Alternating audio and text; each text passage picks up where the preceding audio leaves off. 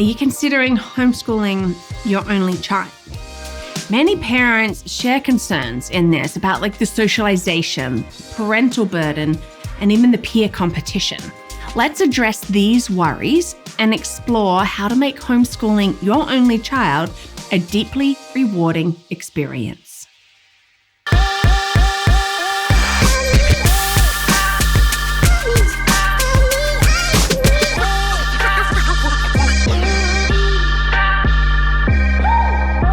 Hi, and welcome to Learning Life, and thank you for joining me. And I have to say that I can't personally speak into homeschooling an only child.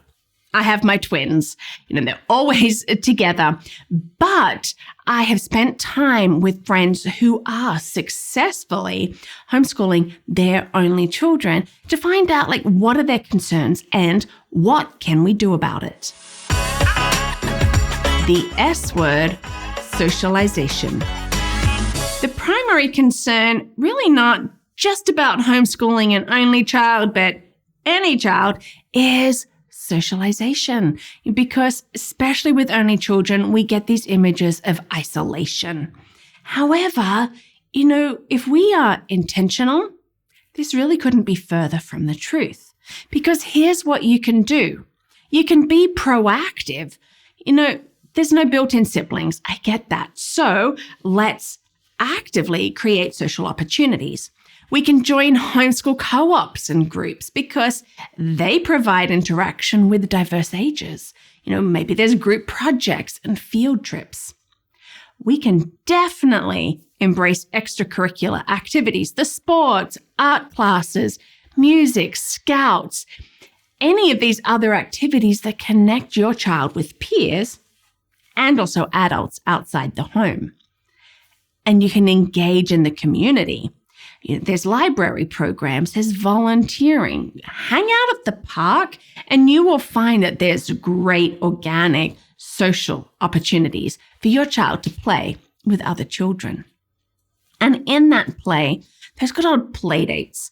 We might have to maybe step out of ourselves to arrange more regular meetups with other homeschooling or even other, traditionally schooled families, but make the most of them. But in that, focus on the quality over quantity. Okay, you don't want to just throw it all out there and make sure that you get lots and lots and lots. You really want to think about how they're developing their skills as they're interacting, with various children of ages and all of the different settings that you can do it. Parental burden. The feeling of being always on can be a very significant concern, especially when you're the primary educator, the primary playmate and companion. Only child there, you're trying to do it all, but here's what you can do. You can really teach them and encourage them as they're getting older in independent play or solo work. They need some of that self-reliance, and that will provide you with breaks. All children need to learn how to play on their own and work on their own. But you can utilize some great online resources, maybe interactive online classes or virtual clubs.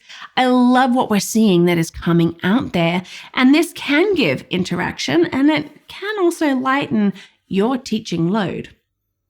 Let's not forget to connect with other homeschooling parents. We can share that load. Park days, take it in turns with that. Do joint field trips, even swap lessons, or one of my favorite childcare swaps where you take the kids one day and, it's loud and noisy, but they're all playing together. And then, they take yours another day. It's great. And it does save some money on babysitters. And in this, as part of our parental burden, we also have to really prioritize our self-care. You need to recharge your own batteries with your quiet activity, your hobby, the things that you love, because you can't give from an empty cup. Look, if you relate to any of this, give a thumbs up. Let people know that they are not on their own in this. Peer competition. Oh, yes. Aren't we motivated by that peer competition? I hear this, like they're really only going to learn if they know how to fight with another child and sort that out. Look, I get it. Do we have this, the motivation comes through competition? An only child will rely more on you for that parental approval. But there are, of course, things that we can do, like really tapping into their natural curiosity. Let them explore those passions. Let's make learning enjoyable. And let's set clear goals and celebrate the wins. Okay, we're going to break it down. What can they do on their own? How can we do it? Let's celebrate those milestones. And we can showcase their work. Maybe that we don't have the siblings to do it with, but share it with family members. They have achieved and they deserve to get that validation. So we need to bring it. And then tying back with that first one on socialization, collaborative projects. Can we find opportunity for them to work with others? Oh, there's a science fair coming up. Could we join with others to do it together? Or, in some of these other clubs. Ultimately, homeschooling an only child really offers significant advantages.